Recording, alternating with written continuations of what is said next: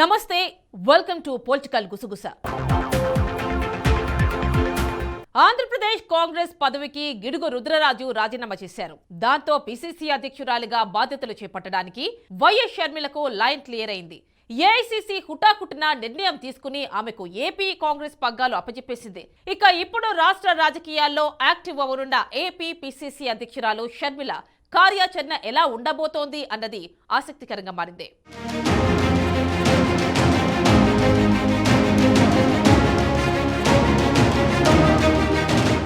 ఏపీలో రాజకీయ పరిణామాలు వేగంగా మారుతున్నాయి. ఏపీ కాంగ్రెస్ పార్టీ అధ్యక్ష పదవికి గిడుగు రుద్రరాజు రాజీనామా చేశారు. తన రాజీనామా లేఖను ఏఐసిసి చీఫ్ మల్లికార్జున్ ఖర్గేకు గిడుగు రుద్రరాజు అందజేశారు. ఆయన రాజీనామా చేయగానే వైఎస్ షర్మిలకు ఏపీ పిసిసి చీఫ్ గా బాధ్యతలు కట్టబెట్టేశారు ఏఐసిసి పెద్దలు.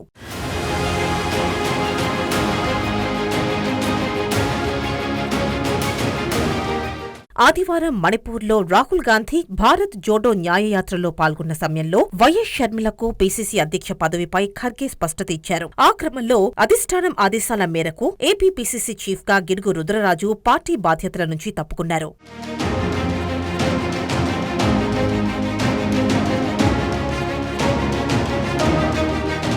తెలంగాణ వేదికగా వైఎస్సార్ తెలంగాణ పేరుతో పార్టీని పెట్టిన వైఎస్ షర్మిల కీలకమైన అసెంబ్లీ ఎన్నికల వేళ పోటీ నుంచి తప్పుకున్నారు. అంతేకాదు అక్కడ కాంగ్రెస్ పార్టీకి మద్దతు ప్రకటించారు. అంతకుముందే పలుమార్లు కాంగ్రెస్ పెద్దలను కలిసిన వైఎస్ షర్మిల పార్టీ విలీనం దిశగా చర్చలు జరిపారు. ఇటీవలే ఢిల్లీకి వెళ్లిన షర్మిల ఖర్గే, రాహుల్ గాంధీ సమక్షంలో కాంగ్రెస్ పార్టీలో చేరారు. తన పార్టీ వైటీపీని కాంగ్రెస్ లో కలిపేశారు.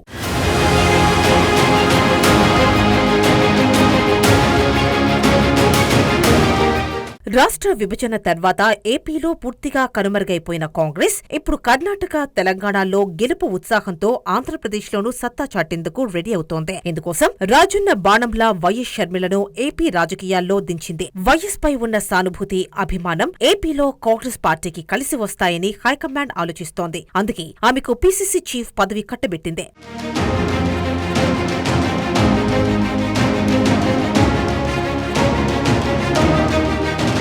షర్మిల ప్రస్తుతం కుమారుడి పెళ్లి పనుల్లో బిజీగా ఉన్నారు. ఆ పనులు పూర్తవగానే షర్మిల ఏపీలో పార్టీ బలోపేతానికి యాక్షన్ ప్లాన్ స్టార్ట్ చేయనున్నారు. రాహుల్ గాంధీని ప్రధానిగా చూడటమే వైఎస్ రాజశేఖర రెడ్డి లక్ష్యమని, అందుకోసం నిబద్ధతతో పనిచేస్తానంటోన్న ఆమె ఎఫెక్ట్ తో ఇప్పటికే మంగళగిరి వైసీపీ ఎమ్మెల్యే ఆర్కే షర్మిలకు జేకొట్టేశారు. రాయదుర్గం వైసీపీ ఎమ్మెల్యే కాపు రామచంద్రారెడ్డి కూడా కాంగ్రెస్ బాట పట్టనున్నారంటున్నారు.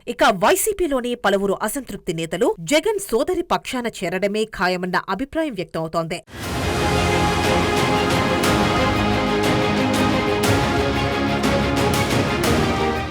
ఉత్తరాంధ్రలో సీనియర్ నేత బొత్స సత్యనారాయణ హవా నడుస్తూనే ఉంది. ఒకప్పుడు కాంగ్రెస్ నేతగా ఉత్తరాంధ్రను ఒంటి చేత్తో ఏలిన బొత్స తిరిగి వైసీపీలో కూడా పూర్వ వైభవం కొనసాగిస్తున్నారు.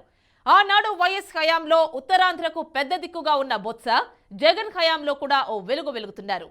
అందుకు తాజాగా వైసీపీకి ప్రకటించిన అభ్యర్థుల లిస్టే నిదర్శనమంటున్నారు.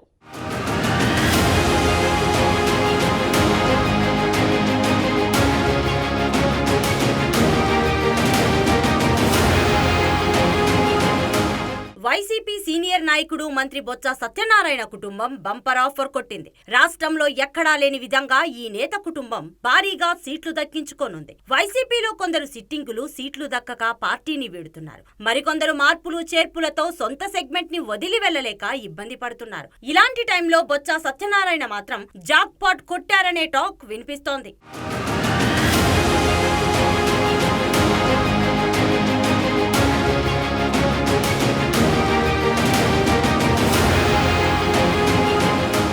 గడిచిన ఎన్నికల్లో చీపురుపల్లి నుంచి బొత్స సత్యనారాయణ, నెల్లిమర్ల నుంచి సమీప బంధువు బడ్డుకొండ అప్పలరాయుడు, గజపతి నగరం నుంచి తమ్ముడు బొత్స అప్పల నర్సయ్య పోటీ చేశారు. బొత్స మేనల్లుడు స్థానిక సంస్థల ఎన్నికల్లో జెడ్పీటీసీగా ఎన్నికై జిల్లా పరిషత్ చైర్మన్ గా వ్యవహరిస్తున్నారు. అలా ముగ్గురు ఎమ్మెల్యేలు ఒక జిల్లా పరిషత్ చైర్మన్ బొత్స కుటుంబం నుంచే ఉన్నారు.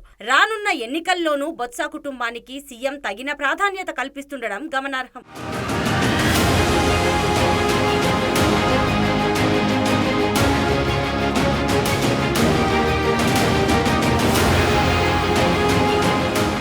ఎన్నికలను ప్రతిష్టాత్మకంగా తీసుకున్న వైసీపీ గెలిచే అభ్యర్థులనే బరిలోకి దించుతానంటోంది. గెలుపు గుర్రాల కోసం సర్వేల మీద సర్వేలు చేయించుకుంటూ పెద్ద ఎత్తున వడపోత ప్రక్రియ చేపట్టింది. పలు సర్వేలు ఆధారంగా గెలుపు గుర్రాలను ఎంపిక చేస్తోంది. ఆయా సర్వేలు ఇచ్చిన రిపోర్టులు ఆధారంగా చేసుకుని బొత్స కుటుంబానికి రానున్న ఎన్నికల్లో సీట్లను సీఎం జగన్మోహన్ రెడ్డి కేటాయించినట్లు చెబుతున్నారు. చీపురుపల్లి నుంచి మళ్లీ బొత్స సత్యనారాయణకు అవకాశం దక్కడం ఖాయమైంది. ఇప్పటికే విశాఖపట్నం ఎంపీ అభ్యర్థిగా ఆయన భార్య బొత్స ఝాన్సీ పేరును ప్రకటించింది వైసీపీ.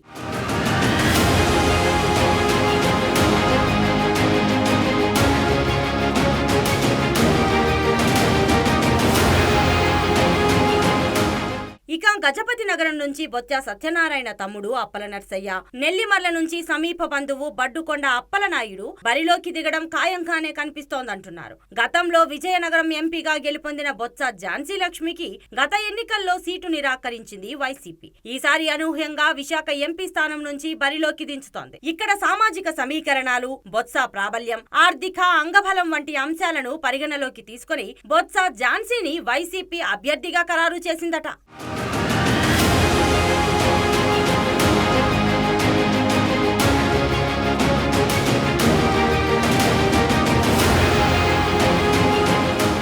విజయనగరం జిల్లాకు చెందిన ఝాన్సీ లక్ష్మికి ఆ జిల్లా పరిషత్ చైర్పర్సన్ గా 2 సార్లు, బొబ్బిలి విజయనగరం ఎంపీగా ఒక్కోసారి పనిచేశారు. 2014 ఎన్నికల్లో కాంగ్రెస్ పార్టీ నుంచి విజయనగరం ఎంపీగా పోటీ చేసి పరాజయం పాలయ్యారు. తర్వాత ఆమె భర్త బొత్స సత్యనారాయణ వైసీపీలో చేరగా 2019 ఎన్నికల్లో ఆమెకు పోటీ చేసే అవకాశం దక్కలేదు. 2024 ఎన్నికల్లో ఆమె విజయనగరం ఎంపీగా పోటీ చేసేందుకు ఆసక్తి చూపగా విశాఖ నుంచి ఎంపీగా బరిలోకి దింపాలని పార్టీ అధిష్టానం నిర్ణయించింది. గత 4.5 ఏళ్లుగా ఝాన్సీ లక్ష్మి రాజకీయంగా క్రియాశీలకంగా లేరు. విశాఖలో అయితే ఆమె ఒక్క కార్యక్రమంలో కూడా పాల్గొన్న దాఖలాలు లేవు. అయినప్పటికీ ఆమెను విశాఖ ఎంపీ అభ్యర్థిగా పోటీకి దింపాలని నిర్ణయించడంపై పార్టీ వర్గాలు ఆశ్చర్యం వ్యక్తం చేస్తున్నాయి.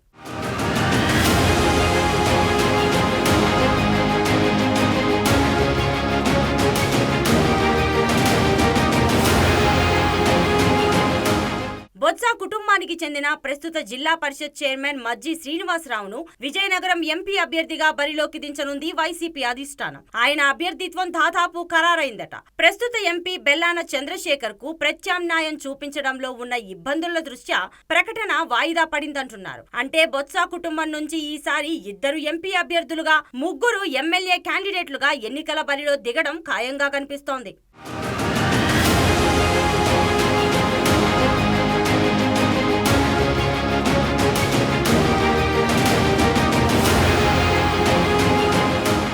ఉత్తరాంధ్రలో ముఖ్యంగా విజయనగరం జిల్లాలో బొత్స పట్టు కొనసాగుతుందనడానికి ఇదే నిదర్శనం అంటున్నారు. ఆయన కుటుంబ సభ్యులకు భారీగా సీట్లు ఇప్పించుకోవడంతో పాటు ఇతర నియోజకవర్గాల్లోనూ తాను సూచించిన వారికే టికెట్లు ఇచ్చేలా చూసుకుంటున్నారంట. అందుకే అనేక నియోజకవర్గాలకు చెందిన నాయకులు సీట్ల కోసం బొత్స చుట్టూ ప్రదక్షిణలు చేస్తున్నారు. మంత్రి బొత్స సత్యనారాయణ ఉమ్మడి రాష్ట్రంలో 10 ఏళ్ల పాటు మంత్రిగా, పీసీసీ అధ్యక్షుడిగా పనిచేశారు. 2014 ఎన్నికల తర్వాత వైసీపీలో చేరారు. పార్టీలో చేరిన సమయంలో ఒక మెట్టు దిగి వస్తున్నానంటూ బొత్స చేసిన కామెంట్లు సర్వత్రా ఆసక్తిని కలిగించాయి.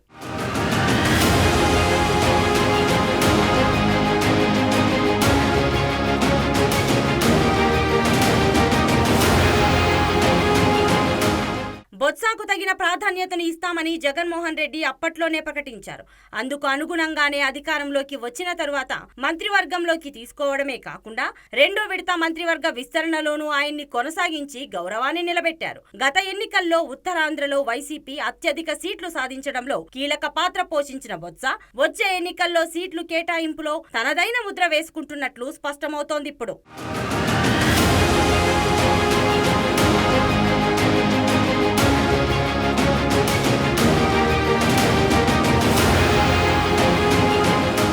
షార్ట్ బ్రేక్ తీసుకుందాం.